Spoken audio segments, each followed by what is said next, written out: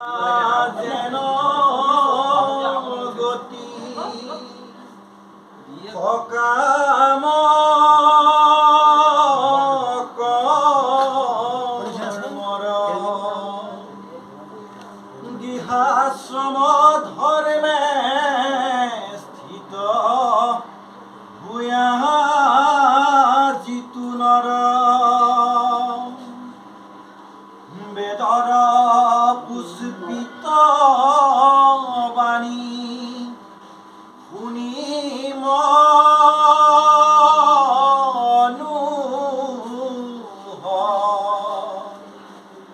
মনত কৌতুকে দ্ৰব্য জোৰাৱে বিস্ত আৰম্ভ যজ্ঞ পাছে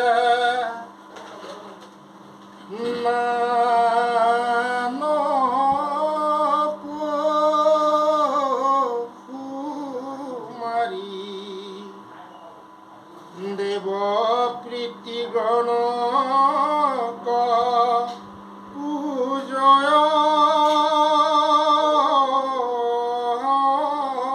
কাৰী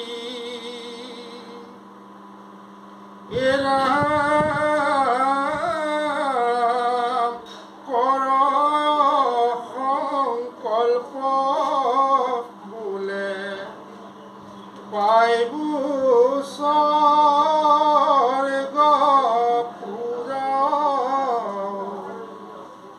অপেচৰা সমে ক্ৰিয়া কৰিব প্ৰচুৰা মত কামে আখি হুয়া বিমোহিত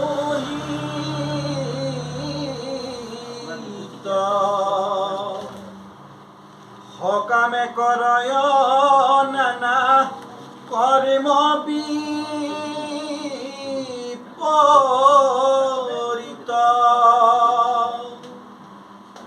ধৰ্ম অৰ্থ কামে আতি কৰয় যতন কৃষ্ণ কথা অমৃত বিমুখ সৰ্বক্ষণ হেৰামে নিশ্চয় জানিবা মাত্ৰে মোহৰ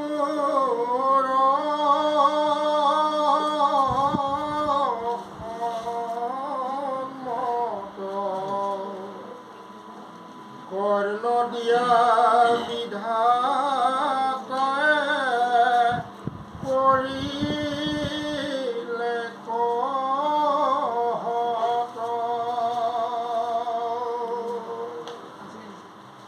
এৰা মচুতৰ কথাই কথা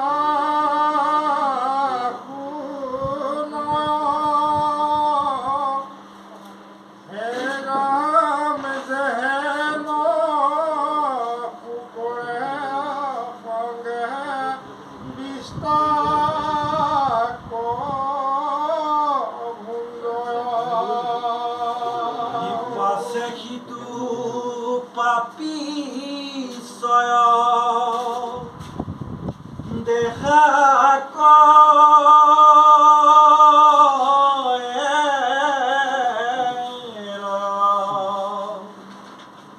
পৰম আনন্দে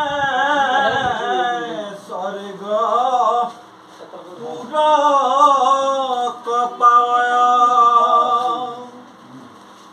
জগত কাটিয়া আছে যত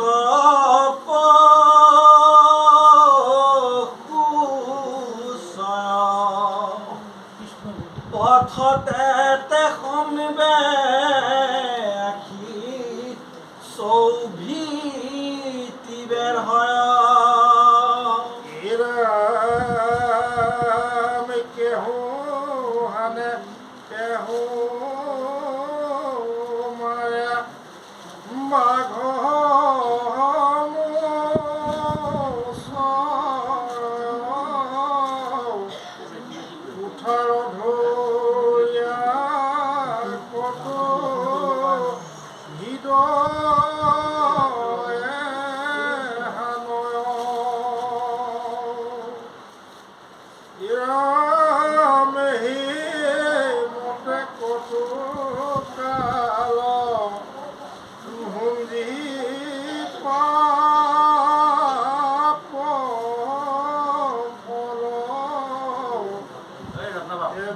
আই স্বর্গ পাবে পাপ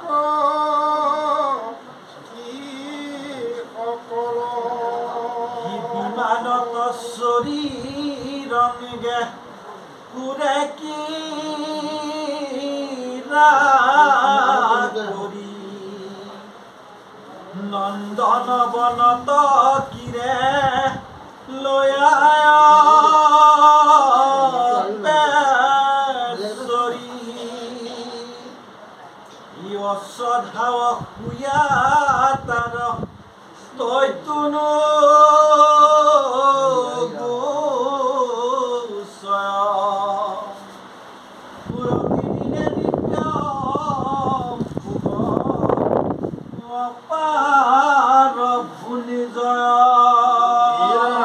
আমি তথাপিতো মনে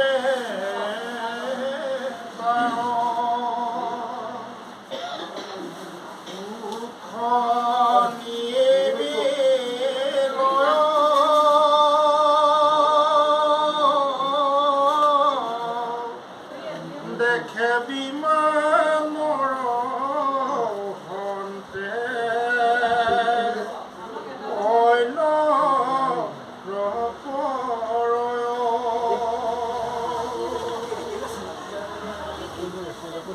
কতো দিন পৰে তাৰ বিমান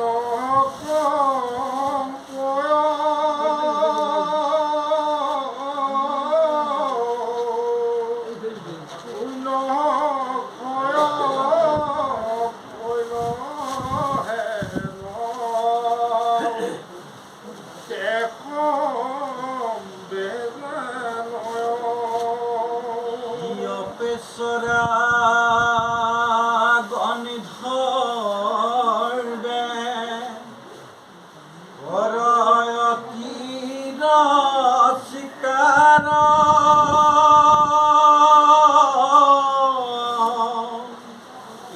পৰে ইথানৰ হমিতে পাপি দুৰাচাৰ তথাপি নপদে হেন জানি দে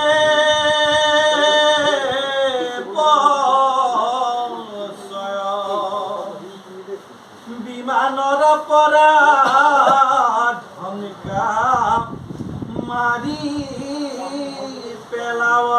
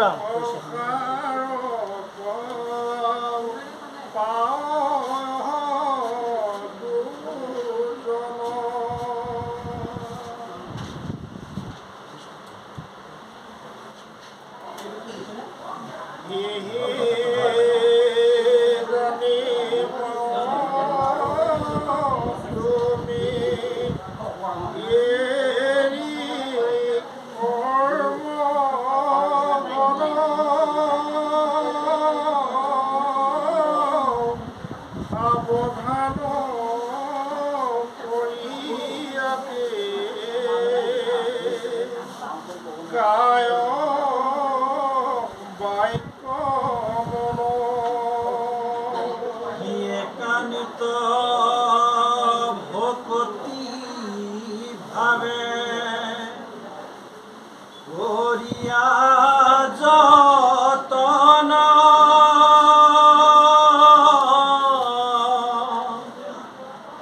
মই ঈশ্বরত মাত্র পক্ষী শরণ সমস্তে ভূতর মই হৃদর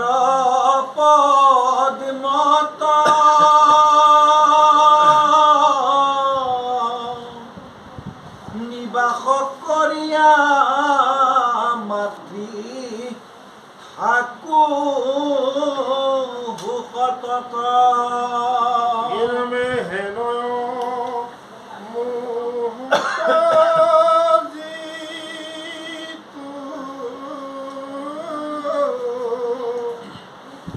ভকতি কর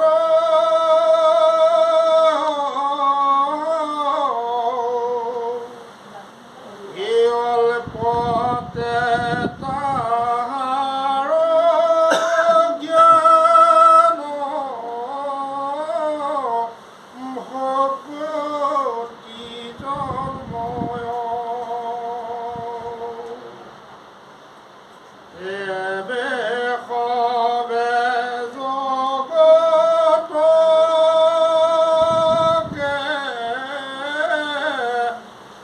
দেখে মায়াময়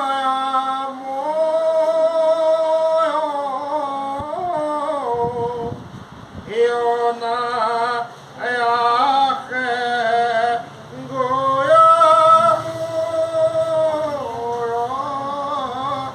স্বৰূপ পায় এতে কতে জ্ঞান ভক্তি দূত যুগত একে ভগবনিত প্ৰাপ্তি ভুবনিত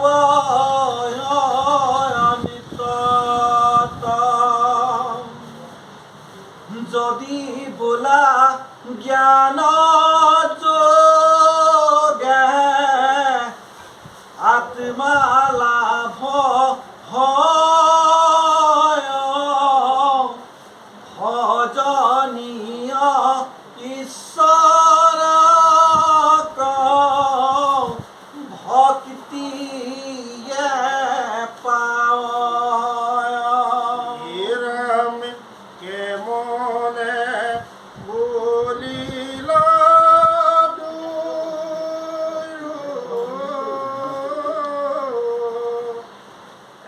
একে ফল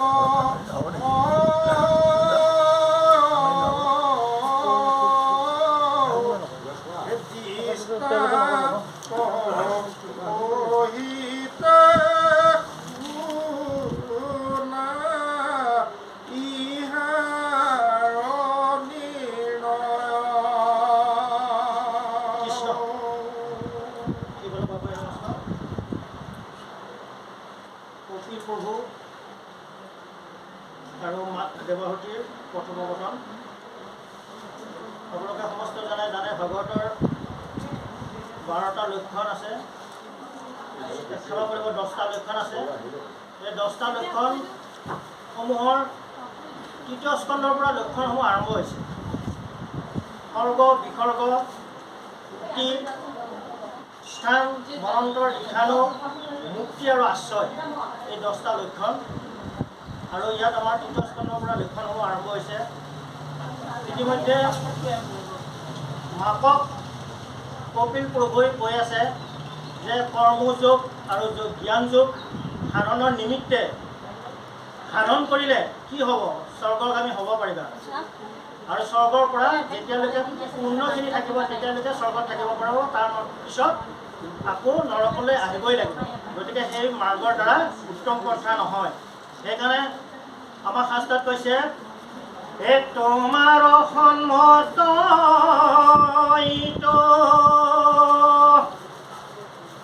পৰম ভক্তিৰ পন্থ কেৱলে লোকৰ সাধয় গতি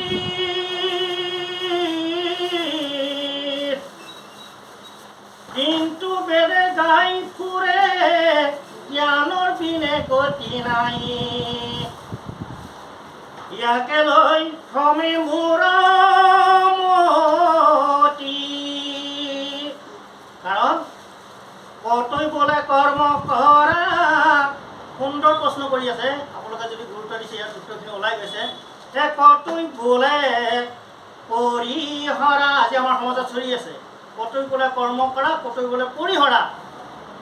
মিলৈ মোৰ মনত সংশয়, ইয়াক লৈ মোৰ সংশয় হৈছে। হে তোমাৰ বিনে আন, তুমি শিৱ সৰ্বজান। বুজায়ো কৈতো মোক নিশ্চয়, এই কথাটো মোক বুজাই কোৱা। আৰু কোনে কৈছে কৰ্ম মাৰ্গত শ্ৰেষ্ঠ, কোনো কৈছে জ্ঞান মাৰ্গত কৈছে, আৰু কোনোবাই কৈছে পৰিহৰা ত্যাগ কৰা, এই সমস্ত ত্যাগ কৰা। এতিয়া মই কোনটো মাৰ্গ লওঁ? প্ৰভু ভগৱন্ত তোমাৰেতো মুখৰ বাণী আছিলে বেদেতো তেনেকৈ কৈ আছে। আৰু এই প্ৰশ্নখিনি এটা কপিল প্ৰভুৱে মাকক উত্তৰখিনি দি আছে। কাৰণ বেদ কাৰ ৰচনা? প্ৰভু ভগৱন্তৰ ৰচনা। আৰু প্ৰভু ভগৱন্তৰ ৰচনাৰ কাৰণে বেদত যি মাৰ্গ দিছিলে সেই কথা কৈছে কেনেভাৱে?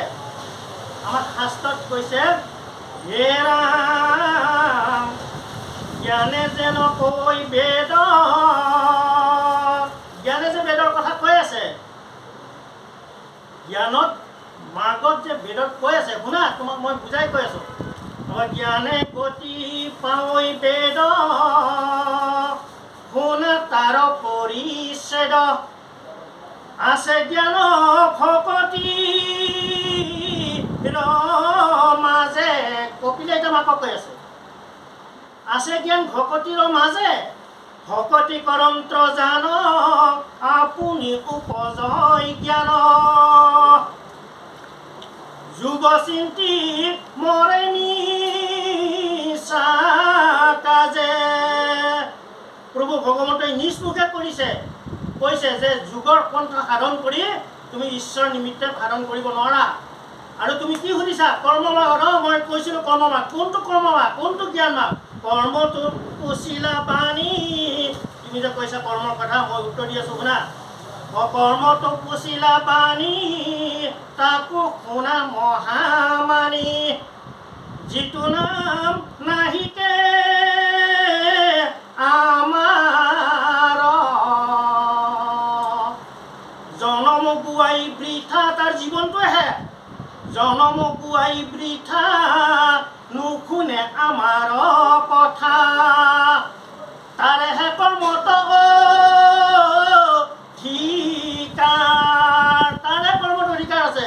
য'ত নেকি মোৰ নাম নাই, য'ত নেকি মোৰ যিসকলে মোৰ কথা নুশুনে, তাৰ লোকৰে কৰ্মত মানে হেৰি আছে। কৰ্মমাৰ্গ মই নাই বুলি কোৱা নাই। কোনটো কৰ্মমাৰ্গ? যি পন্থা কৰ্মটো আছে আপোনালোকে চাব, জ্ঞান যুগ, ভক্তি যুগ, জ্ঞান বিজ্ঞান ৰহস্য তদংগ, কৰ্মমাৰ্গতো আছে। যেনেদৰে আমাৰ ভাগৱতত আছে জ্ঞান যুগ, জ্ঞান বিজ্ঞান তদংগ ৰহস্য, ঠিক তেনেদৰে জ্ঞান মাৰ্গতো আছে জ্ঞান বিজ্ঞান তদংগ ৰহস্য। জ্ঞান বিজ্ঞান তদংগ ৰহস্য এই সমস্ত পাছ কৰি জ্ঞান মাৰ্গত তুমি কি হ'ব পাৰিবা? সন্ন্যাস। কোনোবাই যদি সন্ন্যাসী হ'ব পাৰে কৰক, মোৰ আপত্তি নাই। প্ৰভু ভগৱন্তৰ কৃষ্ণৰ বাণী। কৰ্মমাৰ্গ জ্ঞান বিজ্ঞান তদংগ ৰহস্য, কোনোবাই যদি কৰিব পাৰে যোগী হ'ব পাৰিব, মোৰ আপত্তি নাই, কৰা। আৰু জ্ঞান মাৰ্গ, কৰ্ম বা বিজ্ঞান তদংগ ৰহস্য, ভাগৱতৰ যি ধৰ্ম তুমি ভকত হ'ব পাৰিবা। পন্থা একেটাই, কিন্তু পাছ কৰিলে তুমি কি হ'বা? সন্ন্যাস, যোগী, ভকত। এতিয়া আমাৰ কোনটো পন্থা সহজ? আমাৰ কপিল প্ৰভুৱে সুন্দৰভাৱে কথাখিনি উল্লেখ কৰি আছে। কৰ্মটো কুচিলা বাণী, তাকো শুনা মহাবাণী। তুমি শুনা, যিটো নাম নাহিকে আমাৰ, য'ত নেকি আমাৰ নাম নাই, জনমো গুৱাই বৃথা, নুশুনে আমাৰ কথা, তাৰেহে কৰ্মত অধিকাৰ। সেইকাৰণে কৃষ্ণ সূৰ্য ভৈলন্ত উদয়, নাম ধৰ্ম কৰিলা বিদিত। আমি গাই আছো কৃষ্ণ সূৰ্য যেতিয়া উদিত হয়, পৃথিৱীত যেতিয়া গ্ৰহ নক্ষত্ৰবিলাক থাকে, তাৰ অস্তিত্ব কিন্তু নাথাকে, আপোনালোকে জানে। আৰু সেই অস্তিত্ব যেতিয়া পোহৰ হ'ল, সেই পোহৰত যদি আমি লেম্প এটা বা চাকি এটা লৈ আহোঁ, বা এটা পেট্ৰল লাইট জ্বলাই আহোঁ, কি বুলি ক'ব? সেই সমস্তৰ অস্তিত্বই নাই, তাৰ পোহৰে নাই। সেইকাৰণে কৈছে কৃষ্ণ সূৰ্য আমি গাই থাকোঁ প্ৰসংগত, কৃষ্ণ সূৰ্য ভৈলন্ত উদিত, নাম ধৰ্ম কৰিলা বিদিত। গতিকে আমাক সেইকাৰণে কৈছে য'ত নেকি মোৰ নাম গুণানুকীৰ্তন নাই, তেওঁলোকতো কৰ্মমাৰ্গ কৰিবে, তেওঁলোকৰ কৰ্মটো অধিকাৰ আছে, তেওঁলোকে কৰক, মোৰ আপত্তি নাই।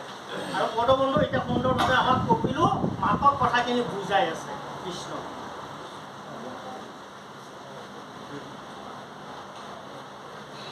যেন এক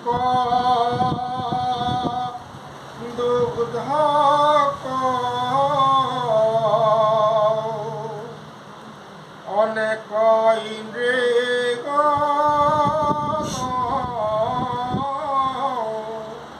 নিজ গুণয়নুসাৰে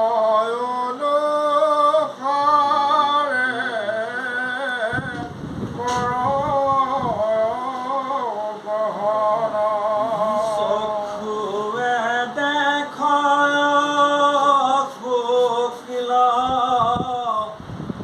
জিহ্বায়ে মধুৰ, ছালত লগাইলে বোলে শীতল প্ৰচুৰ। সেই মতে ঈশ্বৰক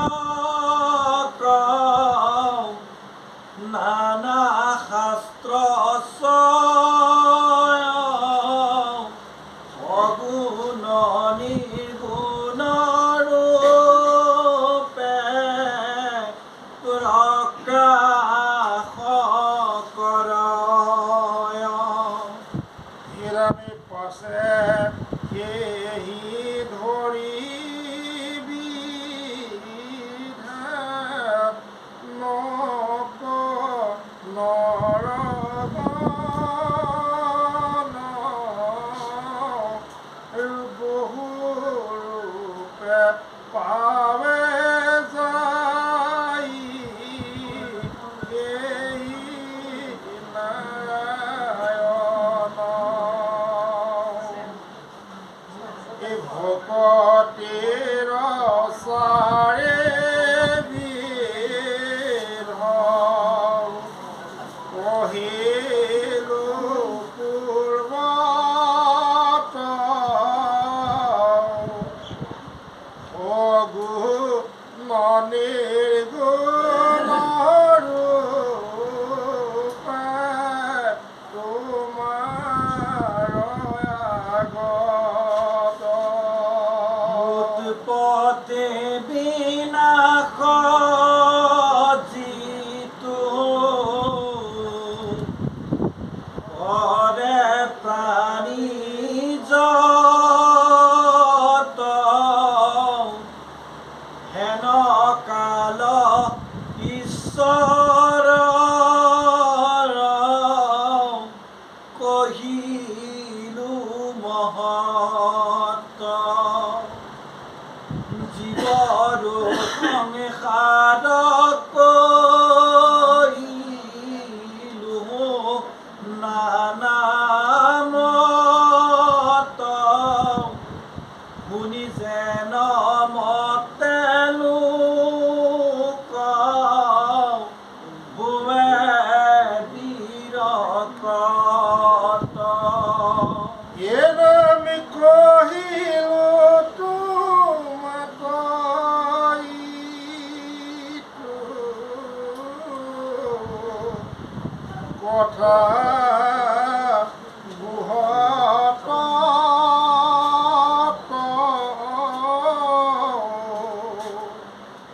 ইয়াক উপদেশনে দি দুজনত। ৰাম ওলোৱা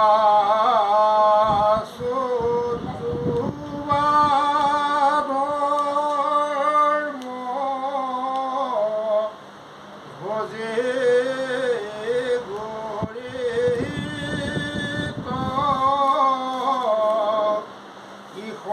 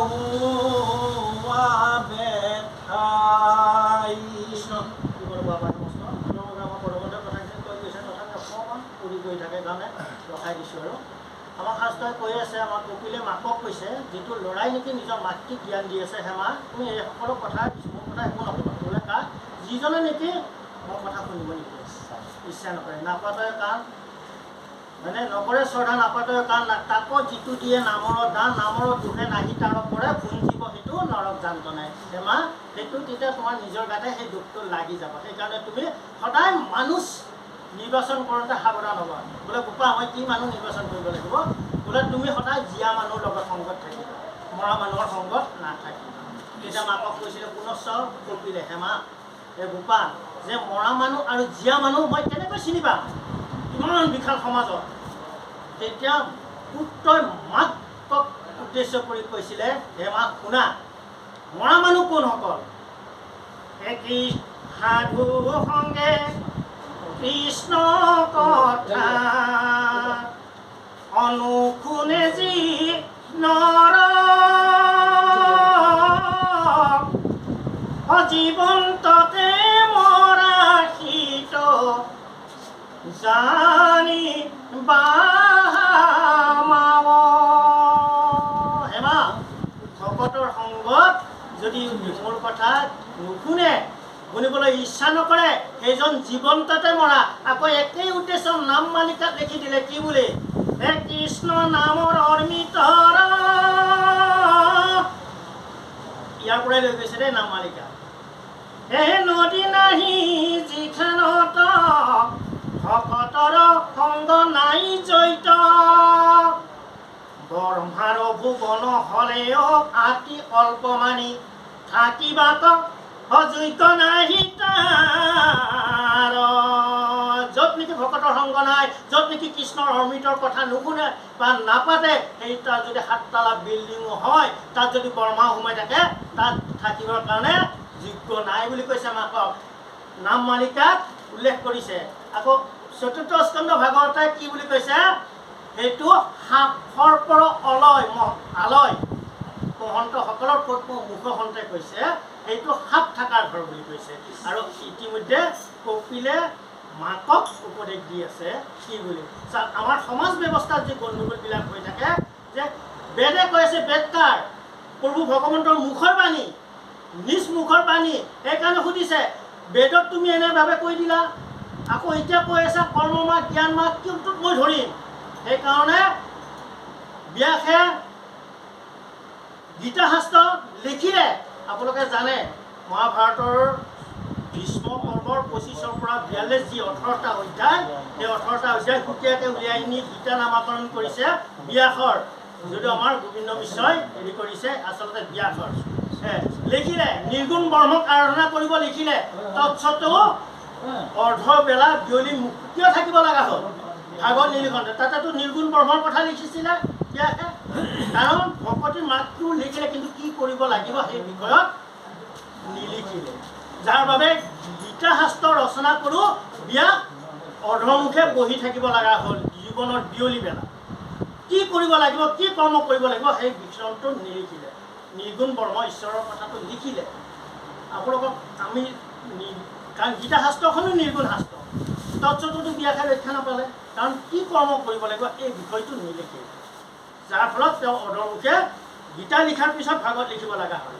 সেইকাৰণে কৈছে মাকক কৈ আছে যে এনেকুৱা কথাখিনি স্পষ্ট ধুনীয়াকৈ উল্লেখ কৰিছে কাৰণ প্ৰভু ভগৱন্তৰ বেদৰ বাণী বেদত উল্লেখ কৰিছে সেইকাৰণে এটা সিদ্ধান্ত দিছে বেদে যেন কয় শুনা মোৰ প্ৰাণ সখী মায়া মই বেদৰ ধৰ্ম সভা কৌপখী মোৰ বিনে বেদে কিছু নবখানে আন চাৰিও বেদৰ তত্ত্ব এই অৰ্থমা চাৰি বেদে মোৰ কথাই কৈ আছে কিন্তু মানুহৰ গুণৰ ইচ্ছাই যাৰ যেন মতি সেইভাৱে ফোন কৰি লৈছে সেইকাৰণে কৈছে কৰ্মৰূপ কুচিলা বাণী কৰ্মৰ কথাও তুমি সুধিছিলা নহয় মই শুনি কৈ আছোঁ শুনা কৰ্মৰূপ কুচিলা বাণী তাকো শুনা মহাবাণী যিটো নাম নাহিকা আমাৰ জন্মৰো গোৱায়ো বৃথা নুশুনে আমাৰ কথা যিটো আমাৰ কথা নুশুনে তাৰেহে কৰ্মত অধিকাৰ য'ত নেকি সূৰ্যৰ পোহৰ নপৰে তাততো লেম্প চাকি জ্বলাবই স্পষ্ট সিদ্ধান্ত শাস্ত্ৰৰ আমাৰ কথা নহয় যে বাবাই সমস্ত আপোনালোকে চালো এইখিনিয়ে পাব আমাৰ সিদ্ধান্ত নহয় য'ত নেকি সূৰ্যৰ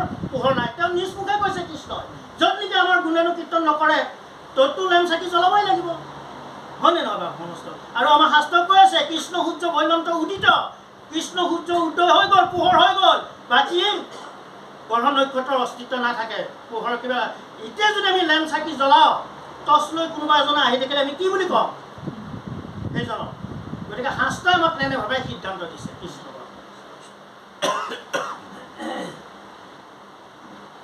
দুৰাচাৰ লোভিয়া যে গৃহ সুখেৰত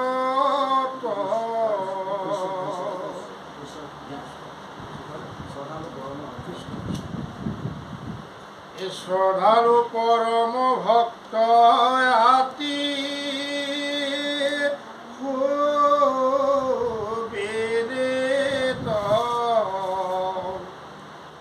নকৰে প্ৰাণিক দোহ অসুয়া বৰ্জিত এৰামে বিষয় বিষক্ত শান্ত মতে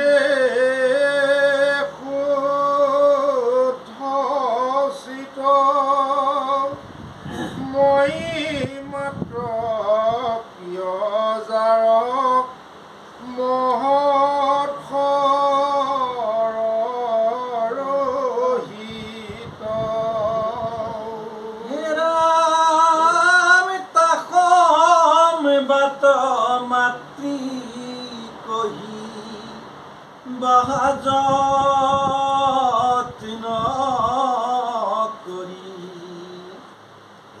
আখি অল্পতে সন্তুষ্ট হৰি যাৰা সবে শ্ৰদ্ধা কৰি কথা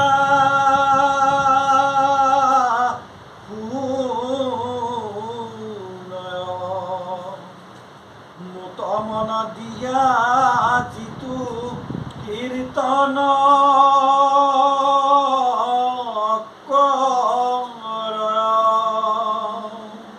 এৰামে তাৰায়ণ আখে মোৰ বৈকুণ্ঠ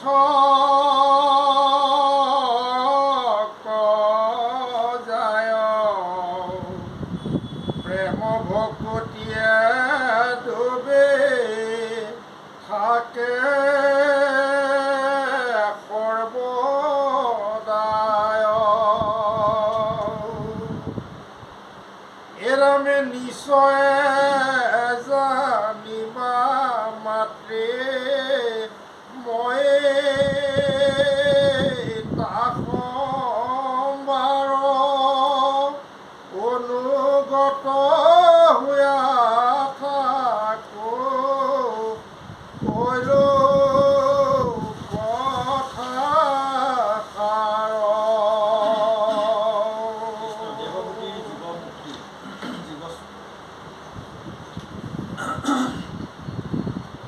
মতে অবদতি শুনা ব্যাসৰ নিদান কপিল প্ৰভুৰ হৰিয়া বচন হইল নিতয় আনন্দ কৰদ মৰণী যায় গুচিলে কমুহ আব ৰণম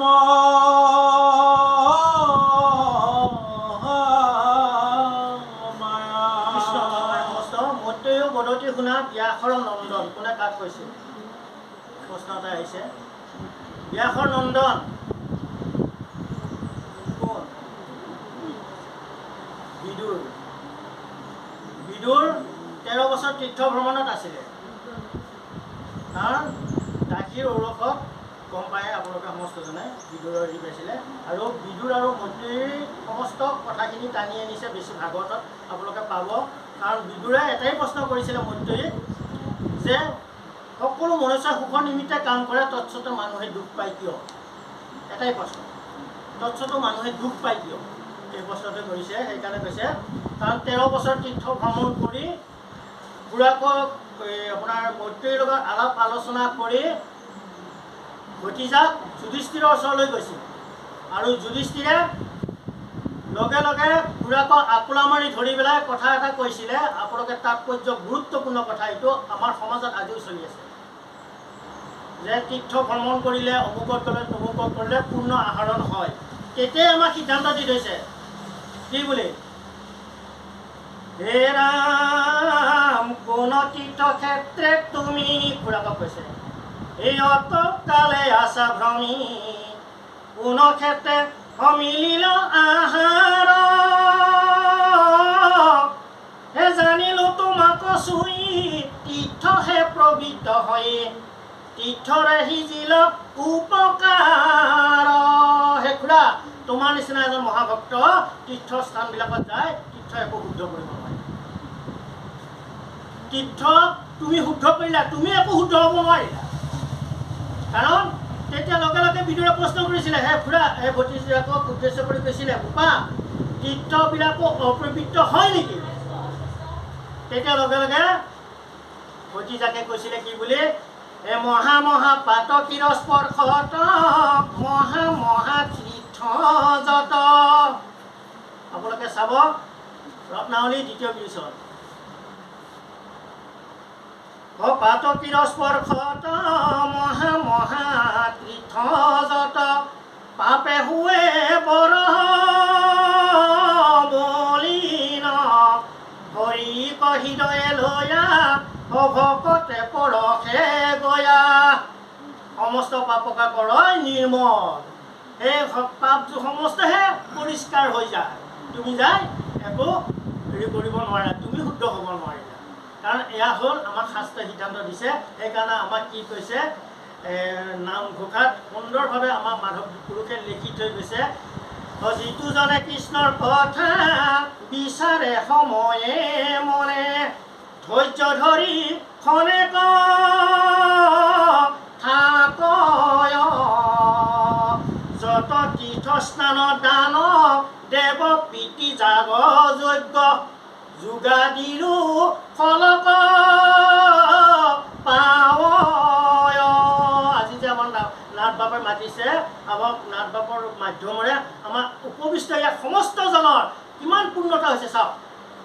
তীৰ্থস্থান দান যাগ যজ্ঞ পূজা পাতলত যিটো ফল পায় তাতকৈ অধিক ফল আজি পাওঁ বুলি সিদ্ধান্ত দিছে। এয়া আমি কোৱা কথা নহয় নহয়, প্ৰভু ভগৱন্তই নিজ মুখে কৈছে কি বুলি, কৃষ্ণে এৰিলা পৃথিৱী এৰিলা কৃষ্ণে, অধৰ্ম জ্ঞানলয়া,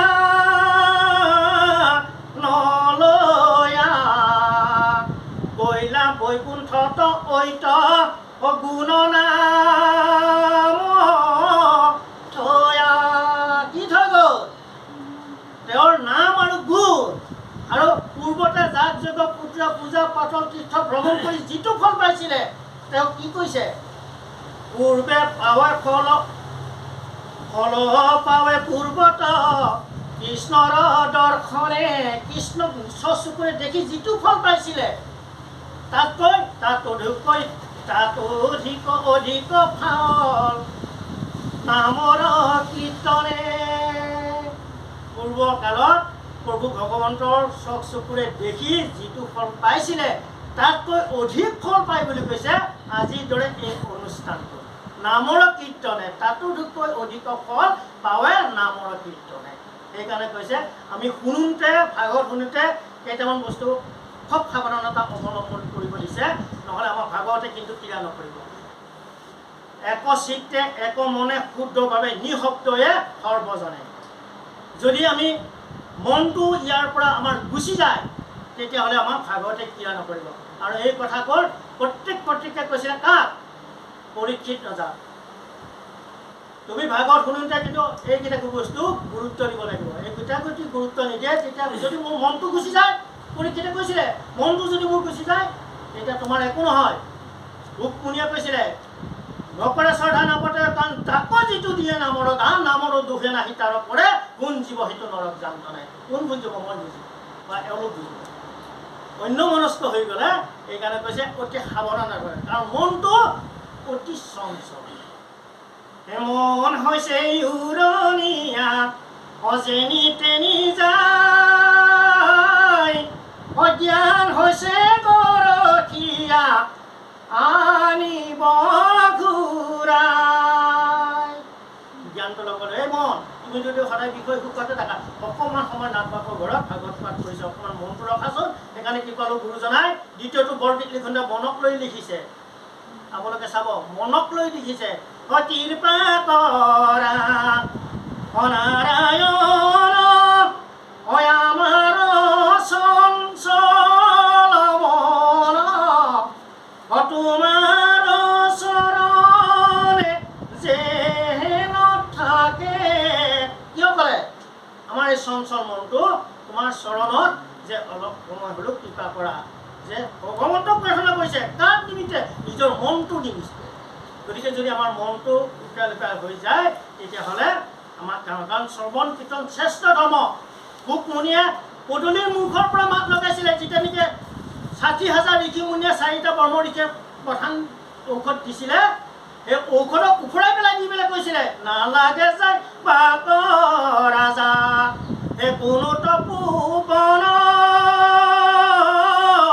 গৃহতে থাকিয়া কৰা শ্ৰৱণ কীৰ্তন গৃহস্থিৰ মুখ্য ধৰ্ম এহি মানে সাৰ শ্ৰৱণ কীৰ্তনে তৰে এহি সংসাৰ। আৰু বেলেগে তৰাব নোৱাৰে শ্ৰৱণ কীৰ্তনে। সেইকাৰণে কৈছে নামে নাতাৰিলে জীৱ আনক কোনে তাৰে, শ্ৰাদ্ধ কৰে তাক শ্ৰাদ্ধ কৰি তাক কোনে তাৰিবা কৰে, তাৰ শ্ৰাদ্ধ কোনে কৰে কোনে শ্ৰাদ্ধ খায়, ই এক শ্ৰেণী নিজৰ জীৱিকাৰহে উপায়, শ্ৰাদ্ধক আগস্থান দি নামক যিটো এৰে সেইটো জীৱ নৰক কুলে পৰে। গতিকে আমাৰ জীৱটো আমি নৰক কুলত নিম নে বৈকুণ্ঠক আমি নিম, চিন্তা আপোনাৰ হ'ব আমাৰ নিজৰ নিজৰ। শাস্ত্ৰজীৱী হিচাপে কৈছে আমি এইখিনি কথাই কৈছে, আমাৰ ইয়াত একোৱে নাই নিজৰ বুজা দেই, একো আমি উল্লেখ কৰা নাই নিজৰ বিষয়ে এখন। কাৰণ মনক লৈ কথাখিনি কৈ আছে যে আমাৰ শাস্ত্ৰই ইয়াতে কৈছে কি নিশ্চয় জানিবা মাতৃ ময়ে তাখম বাৰ অনুগত হৈয়া থাকিও ভৈল কথা সাৰ কৃষ্ণ। তাৰপিছত আমাৰ দেৱহূতিৰ জীৱ স্তুতি নেকি মুক্তি। আমাৰ জীৱনটো মুক্তি কেনেভাৱে হ'ব এতিয়া দেৱহূতিক হয়তো প্ৰভু ভগৱন্তৰ কপিল প্ৰভুই ক'ব। কৃষ্ণ পাছে দেৱী দণ্ডমতে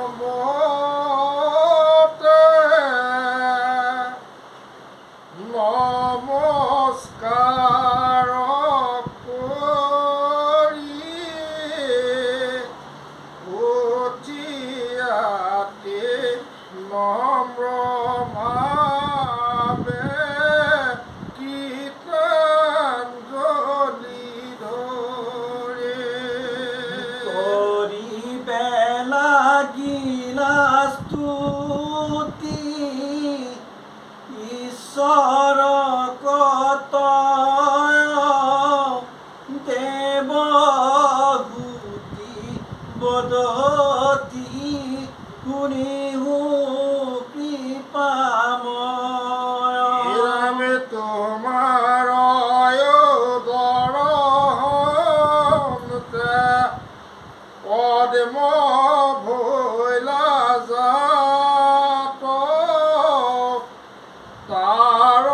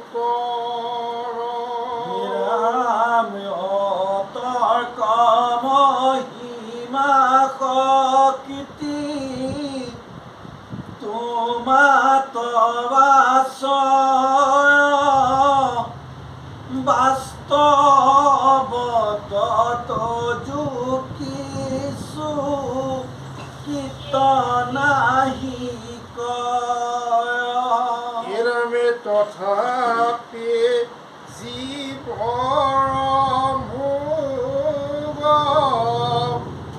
সাধিবা কমনে এ মুহূৰ্ত মাত্ৰকে সজা জগততে খনে প্ৰলয়ত ইটো বিশ্ব যাহাৰ উদৰে সংকুচিত ভাৱে আহিলে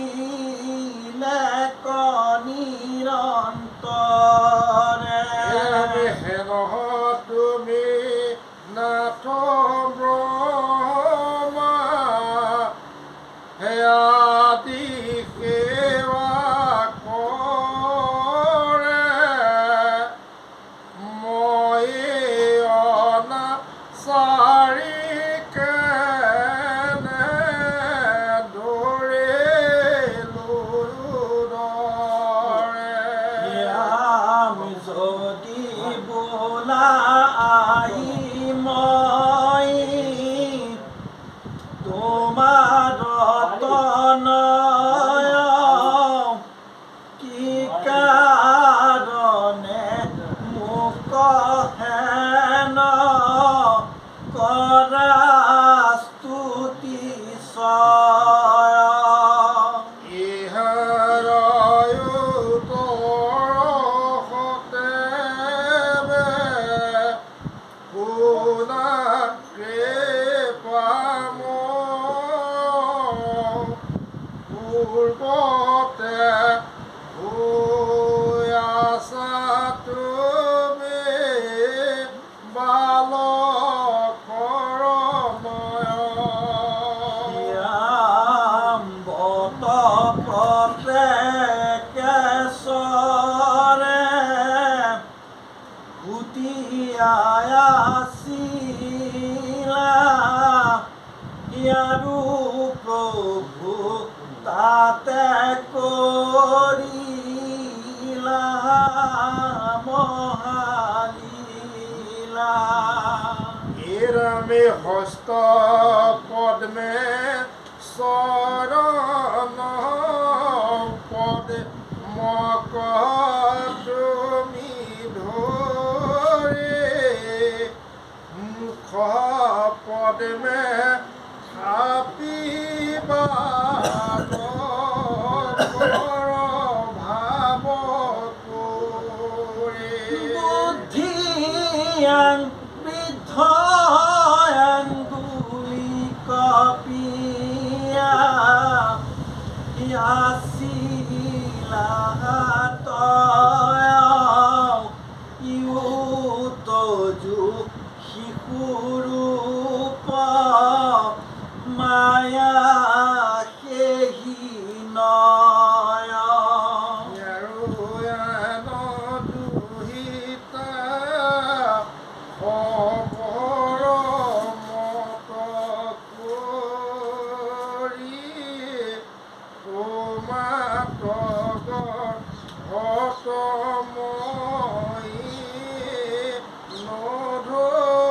নধৰিলো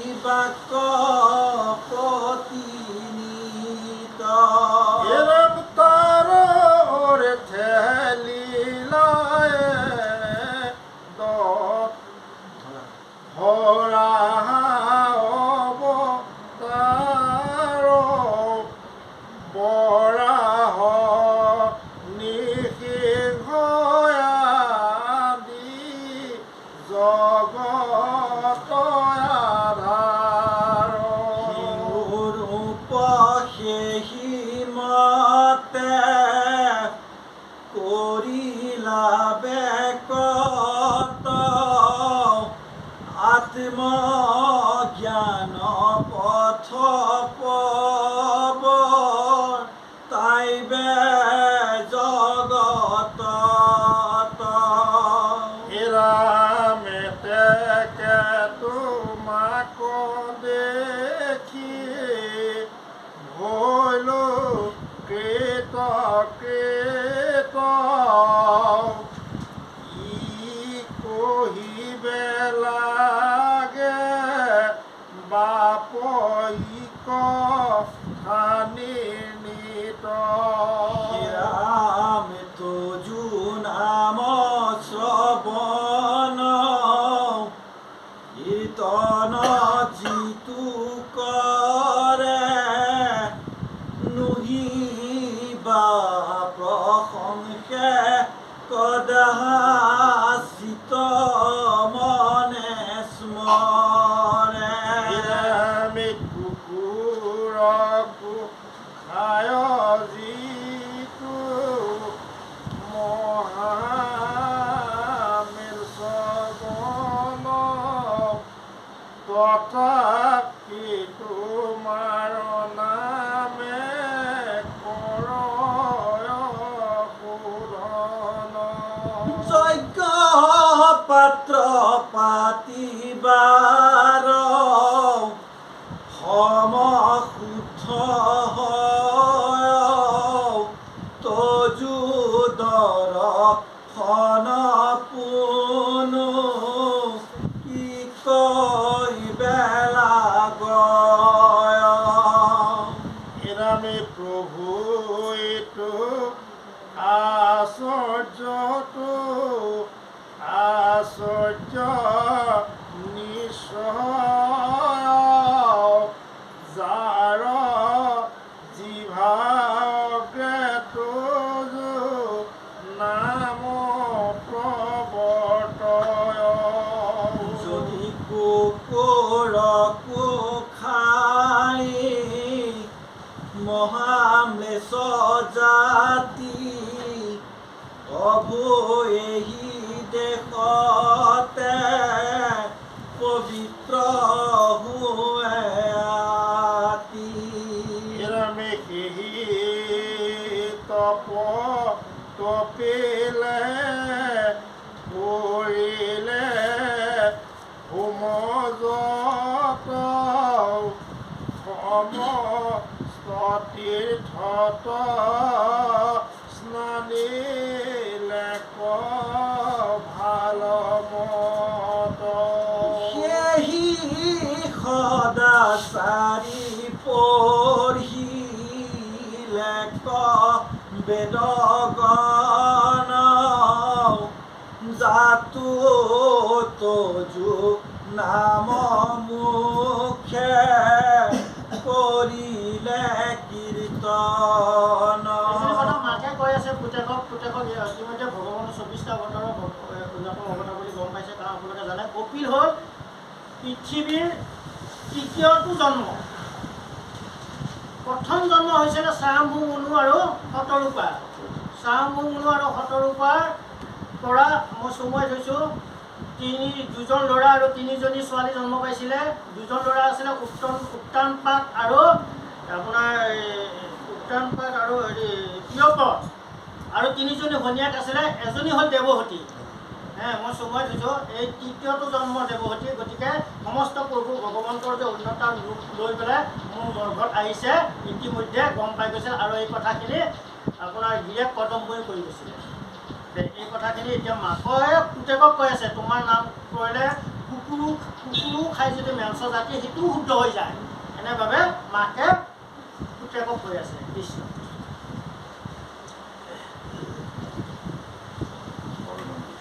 এৰামে নামৰ ভিতৰে আছে তপ হোমদান কাৰণে ভৈলা তাৰা পবিত্ৰ উপাদান পূৰ্ব জন্মত আদি কৰিছ ইয়েতে যি জন্মে আহি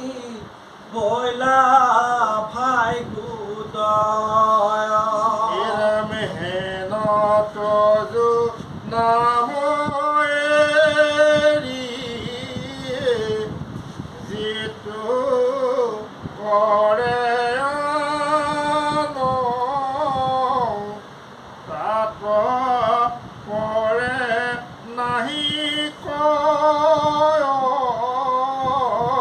পৰম জ্ঞান নমো নমো ব্ৰহ্মৰূপী কপিল ঈশ্বৰ যোগী সবে মনে যাক চিন্তে নিৰনিত মাকে পুতেকক কৈছে হে বোপাই ইমানখিনি কথা তোমাৰ কথা জানিও যদি তোমাক নবজে সেইজন পৰম অজ্ঞজন আৰু ইয়াতে আমাৰ ভক্তি ৰত্নাৱলীত কৈছে হেৰি আপোনাৰ শিৱই কৈছে এনেভাৱে হেনয় নিৰ্গুণ তুমি পৰম ঈশ্বৰ মায়াৰ অধীন আমি দেৱতা অপৰ আমি মায়াৰ অধীন আমি সেই দেৱতা তোমাকো এৰিয়া লোৱা আমাৰতো শৰণ আঁতপৰে নাহি আনো মধ্যজন ইয়াতে আৰু মূৰ্খজন নাই বুলি শাস্ত্ৰত আমাক উল্লেখ কৰিছে ভক্তি ৰত্নাৱলী হে আৰু ইয়াত কি কৈছে যেনে সমুদ্ৰক তৰিব চাইবেক যায় কুকুৰৰো লাঞ্চে ধৰি বুলি কৈছে কুকুৰৰ নেমুৰত ধৰি সমুদ্ৰ পাৰ হ'ব যোৱা নিচিনা কথা আমাক শাস্ত্ৰ কৈছিলে আমাৰ বাক্য নহয় আপোনালোকে যদি কোনোবাই কিবা হেৰি কৈছে আমাৰ একোৱেই ইয়াত নাই শাস্ত্ৰই এনেভাৱে কৈছে কৃষ্ণ আৰু ইয়াৰ কথা এতিয়া মাকে কৈ আছে পুতেকক কৃষ্ণ এৰম নিজতে যে বিনাশিয়া গুণবৃত্তি যত সমস্ত নিগম যাৰ আচৰ গৰ্ভত নমো নমো বিষ্ণু তুমি জগত পালক তোজো নামে নিস্তাৰ পাপী সমস্ত উদাহৰণ জমপুৰী 28খন জমপুৰী আছে বাবাই সমস্ত এখন দুখন নহয় 28খন আছে আপোনালোকে ভাগৱতত পাইছে ধুনীয়াকৈ আছে বাৰু 28খন আছে দেৱৰ্ষী নাৰদক চৰ্ত দিছিল চমুৱাই লৈছোঁ কোনে জমে তোমাক মই গোটাই 28খন মই ঘূৰাই দিম কিন্তু এটা চৰ্ত মই মানিব লাগিব বোলে কি তুমি মনে মনে থাকিব একো উৎসাহ গৈ গৈ গৈ গৈ এটা সময়ত যায় জীৱৰ বিলাইবিলাকত দেখি কি ক'লে নাৰে জীৱৰ বিলাই লগে লগে পাপীসমূহ মুক্তি হৈ গ'ল সমস্ত পাপী বৈকুণ্ঠগামী হৈ গ'ল 28খনৰ 17খন নে কি গৈছিলহে মাত্ৰ আৰু বাকীখিনি আছিলে সেই 28খন যাবৰ কাৰণে লগে লগে মুখৰ পৰা উচ্চাৰণ হৈ গ'ল আৰু দেৱৰ্ষী নাৰদৰ কথা আপোনালোকে জানে অনবৰত নাৰায়ণ নাৰায়ণকৈ থাকে হয়নে গতিকে এনেভাৱে উচ্চাৰণটো মানে আকস্মিকভাৱে আহি গ'ল সেইকাৰণে তেতিয়াৰ পৰা নয়ন্তি লগাইছিলে তুমি আহিব নালাগে জমপুৰীত আৰু এইকাৰণে কৈছে তোমাৰ হেৰি কৰে পাপীসমূহ মুক্তি হৈ যায় নাম কৃষ্ণ মৈত্ৰে অমদতি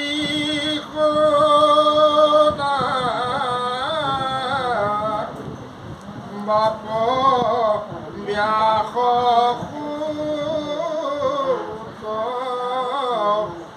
কৰি লন্ত দেৱতী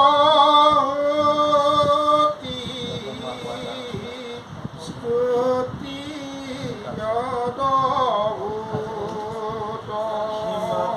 বচনে তুষ্ট ভূয়া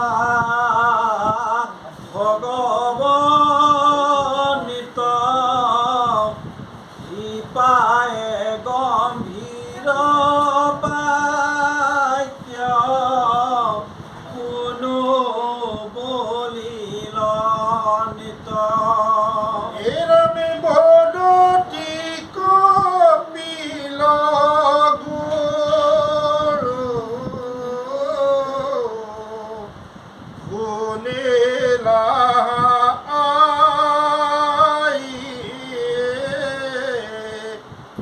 মুখ পথ তোজ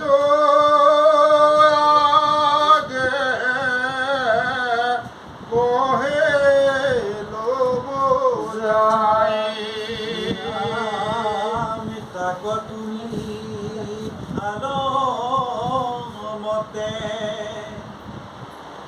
সদায়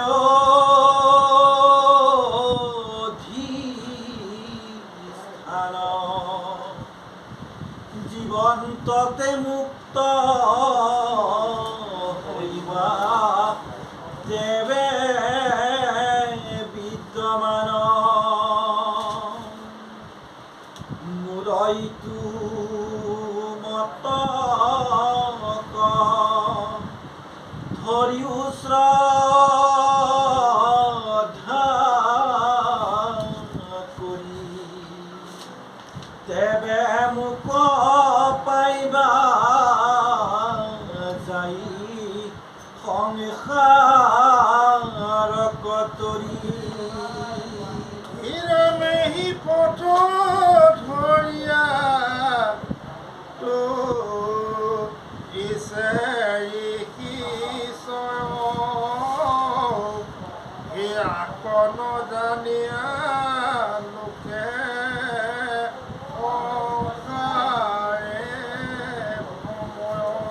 থাকি কমাও তুমি আশ্ৰমত ঈশ্বৰক সৰ্বদায়ে চিনিতিবা মনত মুখবে অনুমতি দিও কৰি লোকক নিস্তাৰি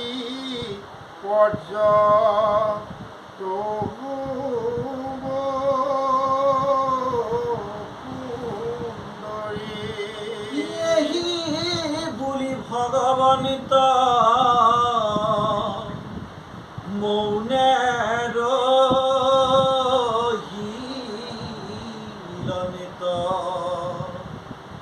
শুনি দেৱভূতি আতি ব্যাকুল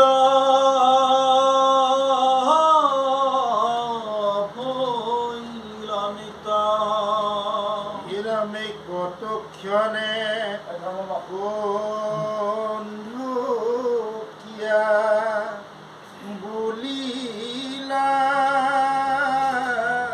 বচন কৰিও বাপ যেন আছে তো মনা মাটিৰ অনুজ্ঞা পাই অপিল গোসাই এটিখনে চলিয়া গৈল নিত্য অন্য ঠাই হিৰমে কপিল প্ৰভুৰ কথা কহিব পাছত দেৱহূতি যি কৰিলা কোনেও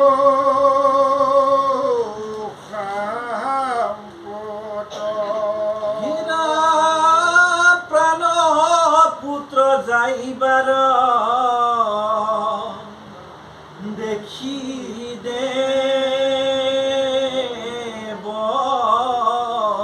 দেৱহূতি যদি মহাতত্ত্ব জ্ঞান লভিছা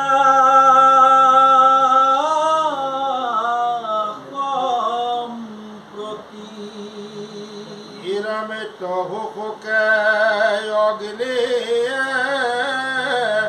পীড়িত ভৈল মন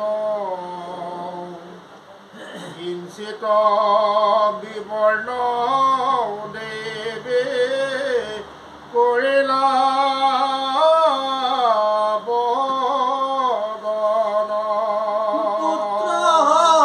বিয়োগে প্ৰাণ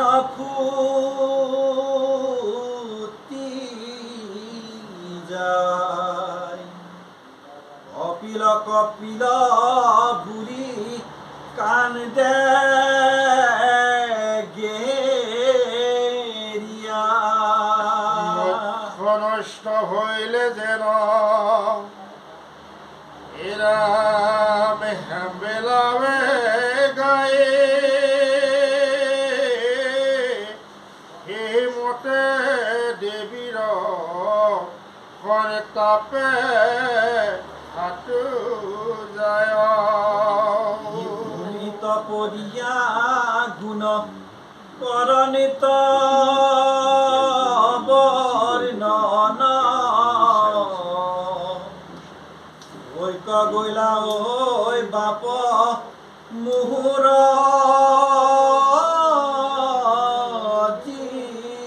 জীবন এৰামে স্বামী মনে গইলাই তো এৰাই লো দুঃখ এৰামে পৰম সুন্দৰ দৰ্শনা তোলো মুখ ইয়াবে মই অভাগী হইলো একেশ্বৰী গুণ মুক জ্ঞান বুজাই বেক কৃপা কৰি ইৰহে মানু নানা বিলাপ ৰিলাব ৰহনাৰী সংক্ষেপ পদত গহিতে নপাৰি সেই মতে কতু ক্ষণে কান্দে মহাসতী জ্ঞানে শোক গুচাই কৰিল নিত স্থিৰমতী এরমে পতি পুত্র যাবে বহনে চলি গইলা মনোরণন দিনে পাছে বীরক হইলা যিটো যুগ পথক অপিলে কহি সনিত সেই কালে দেৱহূতি তাক ধৰিল নিত মনক নিয়মে আতি কইলা সাৱধান জলে নামি নিতে তিনি বেলা কৰে স্নান মাথে পিংগ বৰণ উঠিল জটাশয় মহা উগ্ৰ তপে দেহা কৃষ ভৈলা কায় যুগুত আহাৰ যুক্ত বিহাৰ কৰন্ত যুগুত শয়ন যুক্ত জাগিয়া থাকয় কুচিত বিবৰ্ণ ফটা কানি পিন্ধি সনিত কপিল বুলিয়ায়াতি উকৰ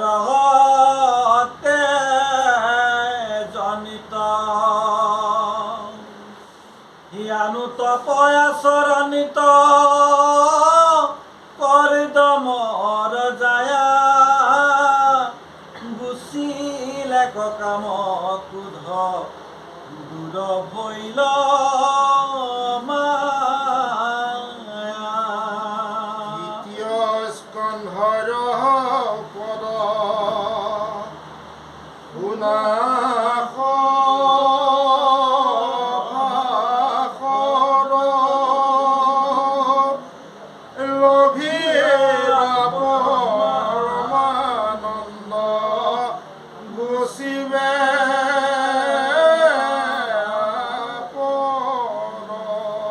দেৱহূতি দেৱী যিটো কৰিল বৰ্ণন নামৰ মহিমা শুনি লাহৰ বজন মেটেকে কলিৰ যোগে সেয়ান পৰিহৰা এৰামে নাম বান্ধৱক মাত্ৰ গলে বান্ধে ধৰা উত্তম নামে নকৰে বিচাৰ কীৰ্তনত সমস্তকে কৰয় নিস্তাৰ ইৰামে সাধু সংগে নাম ধৰ্ম পৰা দেহ কৰি অনায়াসে তৰিবা বুলিলো নিষ্ট কৰি হৰি হৰি মই মহা পাপী বিপৰীত পৰ উপদেশে মাত্ৰ ভৈলো পনিদিত এৰাম নভৈল বিশ্বাস মোৰ মাধৱৰ নামে নিতে দহি মাৰে লোভ মোহ ক্ৰোধ কামে হে প্ৰভু কৃপা কৰা দেৱদা মুহুদৰ সৈতে সৈতে ভৈলো মই তোমাৰ কিংকৰ ইৰামে সাধু সমস্তৰ পাৱে কৰোণ নমস্কাৰ ইটো দুখ ক্ষমিওক মই অধমৰ শ্ৰী ভাগৱত শাস্ত্ৰ সৰ্ববেদ সাৰ আকমই পদ বন্ধে কৰিলো প্ৰচাৰ আৰু মধ্যে মধ্যে দিলৈ উপদেশ যত এই হব দুখ মোৰ ক্ষমেও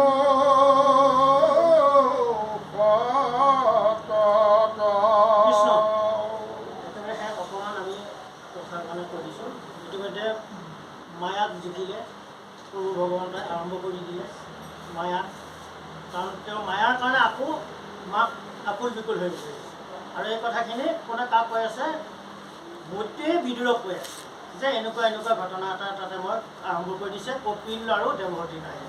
এনেকৈ কপিল আঁতৰি গ'ল আৰু মাক এনেকৈ ইনাই বিনাই কান্দিবলৈ আৰম্ভ কৰিছিলে। কাৰণ মায়াক প্ৰথমতে ইয়াৰ লগে লগে মায়াক সৃষ্টি কৰিছিলে প্ৰভু ভগৱন্তই, আপোনালোকে জানে।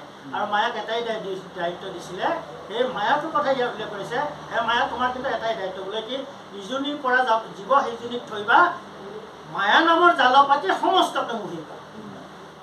মায়াৰ জালখন তুমি সমস্ত হেৰিত পেলাই দিয়া আৰু তাতে বন্দী কৰি দিয়া। আৰু যিজনে যেতিয়া বন্দী কৰি চট পটাই থাকিব, তেতিয়া তেওঁলোকে নিজে নিজে ওলাবৰ কাৰণে যিমান চেষ্টা কৰিব সিমান ফাঁচি যাব। সেইকাৰণে কৈছে হৈৰ পদে মায়া ভৈলা সৃষ্টি, ই তিনি ভ্ৰমণে এৰাইবাক নাহিকে সন্ধি, গুণিছো মনত তুমি এৰাইবাক মনে, ফান্দোৱাল গোবিন্দৰ ধৰি ওচৰ। সেই মায়াৰ যদি নিস্তাৰ পাব লগা আমি ব্যৱস্থাটো কৰিব লাগিব। তেতিয়া কি কৰিব লাগিব, আমি যিয়ে মায়াৰ জালখন পাতিছে, থানখন কোনে পাতিছে, প্ৰভু ভগৱন্ত গোবিন্দই তেওঁৰ চৰণত ধৰিব দিছে। সেইকাৰণে আমি তেওঁহে আমাক উদ্ধাৰ কৰিব পাৰিব মায়া। কাৰণ মায়া কাক বোলে এতিয়া যদি প্ৰশ্ন কৰে, আমাক যদিও আমাক শাস্ত্ৰই কৈছে অবস্তুক বস্তুক দেখায়, সেয়ে মায়া মোৰ জানা নিশ্চয় বুলি, তথাপি সত ৰজ তমৰ সাম্যক অৱস্থাটোৱে হ'ল মায়া। এই তিনিটা গুণৰ সাম্যক অৱস্থাটোৱে হ'ল মায়া। সকলোৰে দেহতে আমাৰ থাকে। সেইকাৰণে কৈছে মায়া কাৰ পৰিয়াল? মায়া কলি আৰু ক্ষমা কৰিব, মায়াৰ পৰিয়াল কেইটা? 16টা। এটা দুটা নহয়, 16টা। সেই 16টা পৰিয়াল আপোনাৰ মোৰ দেহাত আবৃত কৰি দিয়ে, হেঁচা মাৰি থাকে। যেতিয়ালৈকে আমি এনেকুৱা অনুষ্ঠানবিলাকত আমি নাহোঁ, তেতিয়ালৈকে সেইবিলাকে হেনো আমাক আক্ৰমণ কৰিব বিচাৰে। সেইকাৰণে কৈছে দম্ভ অহংকাৰৰ পৰনিন্দা পৰচৰ্চা, অভিমানী তিৰস্কাৰ, কামক্ৰোধ লোভ মোহ, দম্ভ দৰ্ভ অহংকাৰ, আৰু কি কৈছে আপোনাৰ আক্ৰিয়া ঈৰ্ষা হঠ বিবিচাৰ, এই 16 গোত্ৰ পুত্ৰ জানিবা মায়া। এই 16টা পুত্ৰ মায়াৰ থাকে। এই মায়াকেইটাই আমাক ক'ত আক্ৰমণ কৰি থাকে? মনত আমাৰ সদায় মানে ক্ৰিয়া কৰিছে। এই 16 গোত্ৰ পুত্ৰ জানিবা মায়াৰ বুলি কৈছে না। এই 16 গোত্ৰ পুত্ৰ আমাক যেতিয়া মায়া সদায় ক্ৰিয়া কৰি থাকিব, সেইকাৰণে আমি ইয়াত আহিব লাগে। অনুষ্ঠানবিলাকত আহিলে হেনো এই মায়াকেইটাই আমাক থামাই পেলাই আকৌ 11টা পৰিয়াল ঊৰ্ধ্বগামী হয়। সেই 11টা শৌচ ক্ষমা দয়া এনেকৈ যে 11টা পৰিয়াল আছে, সেই 11টা পৰিয়াল আকৌ আমাৰ লগত আহি যায়। এনেধৰণে আমাক প্ৰতিটো মায়াকে আমাক দেখুৱাই আছে। আৰু মায়াটো আমাৰ সদায় কি বড়ি কথা। আমি যে কওঁ এই বড়ি যে প্ৰথমতে বৰ ভাল লাগে, আৰু অফিচ বেয়া নাপাব কোনোবা যদি আছে, অফিচাৰবিলাকো চাব টেবুলখনৰ তলৰ পৰা টকাটো ল'ব পাৰিলে খন্তেকৰ কাৰণে তেওঁলোকৰ ভাল লাগে। সেইটো কি বুলি কৈছে শাস্ত্ৰই? সেইটোৱে বৰশীৰ টোপটো। প্ৰথমে মধুৰ লাগে, দুখ লাগে পাছে, নাজানি বৰশী যেন গিলি মৰে মাছে। মাছ যেনেকৈ মৰিব, কিন্তু চাব আপোনালোকে প্ৰেক্টিকেল চাব দেই, এইবিলাক হয় নহয়। আপোনালোকে পৰজন্মটোৰ কথা কৈ আছে, আমি ভাবোঁ মোৰ মৃত্যুৰ পিছত, মিছা কথা। এই জন্মতে পাব, এই জন্মতে দেখুৱাই দিব পৰজন্মটো। যদি আমাৰ জীৱনতো তেনেকুৱা ধন আৰ্জিত হৈছে, আৰ্জিত সেইকাৰণে কৈছে এনেকুৱা অনুষ্ঠান আমাক পাতিব লাগে বুলি শাস্ত্ৰই বাৰম্বাৰ কৈ আছে। বছৰকৰ মাহত ছমাহত যেনেকৈ পাৰা, তেতিয়া কৈছে উপাৰ্জিত ধন যদি বিষ্ণু বৈষ্ণৱক নেৰে, ভিক্ষাগত গ'লে তাক নাহি বুলি খেদয়। সেই জীৱটো মই ক'ত দিম জানা? অৰ্জুন বোলে ক'ত? হাঁ ধন বুলি কাণ্ডত ৰাও বান্ধি, ঘৰে ঘৰে ভিক্ষা মাগে কৃষ্ণ কৃষ্ণ বুলি। সেইজনৰ জীৱনটো মই সেইকাৰণে চাব, ৰেল ষ্টেচনত আপোনাৰ গাড়ী মটৰবিলাকত যদি যি জনগোষ্ঠীৰে ভিক্ষাৰী হওক, ভগৱন্তৰ নাম লৈ ভিক্ষা খোজে। আপোনালোকে চাবচোন প্ৰমাণটো, প্ৰভু ভগৱন্তৰ নাম লৈ ভিক্ষা খোজে। সেই জীৱটো কেনেকৈ দিছে? কৃষ্ণই কৈছে সেই জীৱটো মই তেনেকৈ দিম। সেইকাৰণে বছৰকত হ'লেও এবাৰ হ'লেও এই ভাগৱতৰ দৰে অনুষ্ঠান ঘৰত পাতিবই লাগে। আমাৰ শাস্ত্ৰই সিদ্ধান্ত দিছে। যদি বিষ্ণু বৈষ্ণৱকো নেদে, সেই আৰ্জিত ধন যদি বিষ্ণু বৈষ্ণৱক নেদে, ভিক্ষাগত গ'লে তাক নাহি বুলি খেদয়। নাই বুলি যেতিয়া খেদয়, হা কৃষ্ণ কি কৈছে, হাঁ ধন বুলি কাণ্ডত ৰাও বান্ধি, ঘৰে ঘৰে ভিক্ষা মাগে কৃষ্ণ কৃষ্ণ। আমাৰ শাস্ত্ৰই এনেকৈ দিছে। অকণমান ৰখাই দিবৰ কাৰণে মই কথাখিনি কৈছোঁ দেই, যাতে শেষ অন্তিম পৰ্যায়ে আহিছে, সেইকাৰণে অকণমান হেৰি গৈছে। কৃষ্ণ সমস্ত আমি একেবাৰে হেৰি কৰিছোঁ। হৈ গৈছে।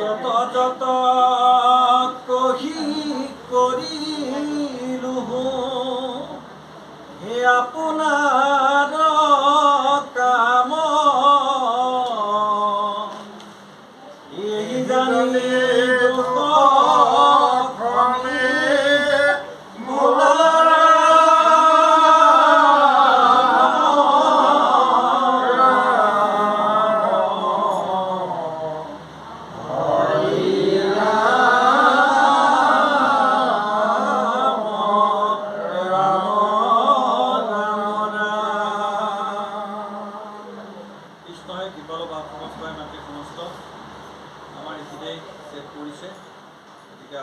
আমি আপোনালোকৰ যদি আজ্ঞা হয় পাঠ ধৰি ইয়াতে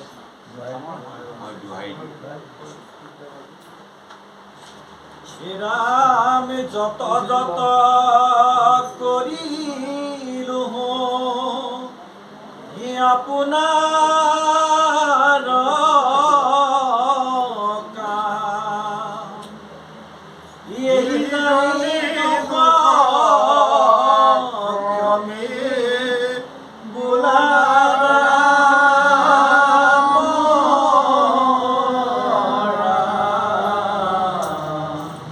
হরি রাম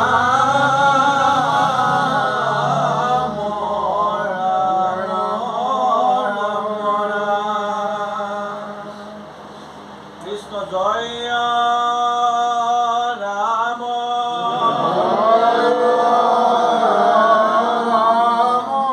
জয় নারায়ণ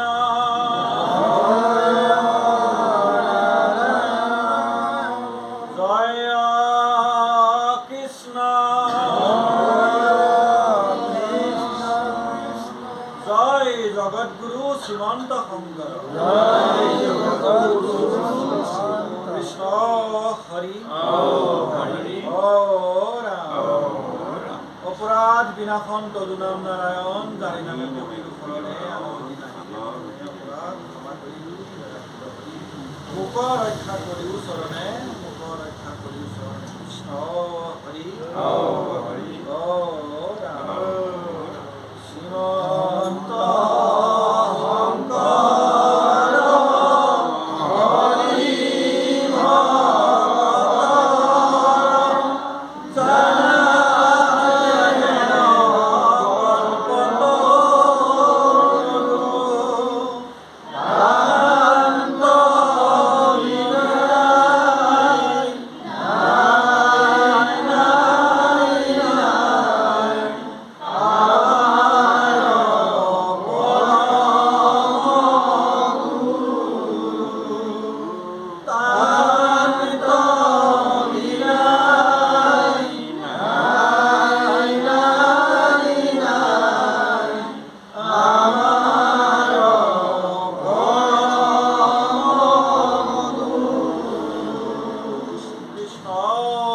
হৰি